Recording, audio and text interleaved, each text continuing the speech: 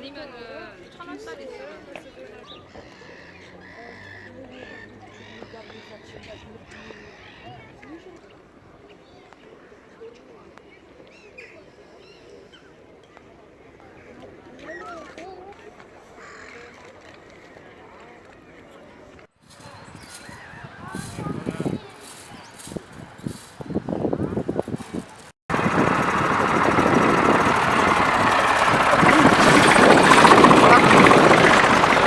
Утрово уште од 5 часа, значи екипите на јавното предпријатие Охридски комунале заедно со останатите јавни предпријатија се на терен и до овој момент се подигнати околу 70 метри кубни различен отпад кој што ни го донесе невремето со силните ветрови од југ.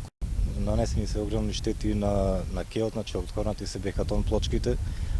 Исто така големи оштетувања има и на платформите кои што се од угостителските објекти покрај самото крајбрежје.